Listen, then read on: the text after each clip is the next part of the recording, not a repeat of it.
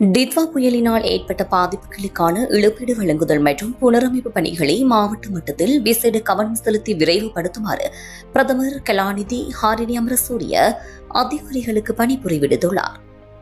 Rebuilding Sri Lanka திட்டத்தின் செயற்பாடுகளை துரிதப்படுத்துவது தொடர்பாக அனர்த்தங்களினால் பாதிக்கப்பட்ட மாவட்டங்களின் பிரதேச ஒருங்கிணைப்பு குழு தலைவர்கள் மற்றும் மக்கள் பிரதிநிதிகளுக்கு தெளிவுபடுத்துவதற்காக அலரி மாளிகையில் நேற்று தினம் இடம்பெற்ற கலந்துரையாடலின் போதே பிரதமர் இதனை தெரிவித்துள்ளார். மாகாண சபைகளுக்கு தேவையான அனைத்து நிதி ஒதுக்கீடுகளும் தற்போது வழங்கப்பட்டுள்ள நிலையில் அனர்த்த சேதங்கள் மற்றும் புனரமைப்பு பணிகளின் முன்னேற்றம் குறித்து மாகாண மட்டத்தில் கண்காணிக்குமாறு அவர் கேட்டுக் கொண்டுள்ளார். டிட்வா புயல் சேதங்களுக்காக 500 பில்லியன் ரூபாய் ஒதுக்கப்பட்டுள்ளதோடு 2026 ஆண்டு முடிவடைவதற்கு முன்னர் உரிய அபிவிருத்தி பணிகள் நிறைவு செய்யப்பட வேண்டும் எனவும் இழப்பீடு வழங்குவதில் பிரதேச மட்டத்தில் காணப்படும் தாமதங்கள் குறித்து விசேட கவனம் செலுத்துமாறும் பிரதமர் அறிவுறுத்தியுள்ளார்.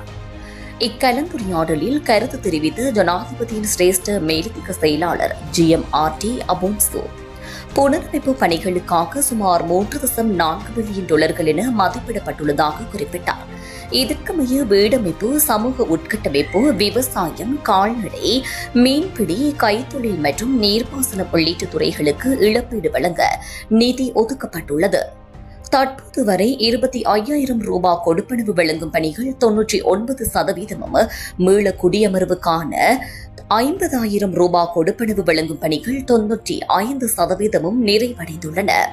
அத்தோடு அனர்த்தத்தினால் உயிரிழந்த ஒருவருக்கு தலா 1 மில்லியன் ரூபாய் இழப்பீடு, பெற்றோரை இழந்த பிள்ளைகளுக்கான இழப்பீடு, விசேட தேவையுடையோருக்கான இழப்பீடு மற்றும் பாதிக்கப்பட்ட பாடசாலை மாணவர்களுக்கு தலா 25,000 ரூபாய் வழங்கும் பணிகள் முன்னெடுக்கப்பட்டு வருவதாகவும் அவர் சுட்டிக்காட்டியுள்ளார்.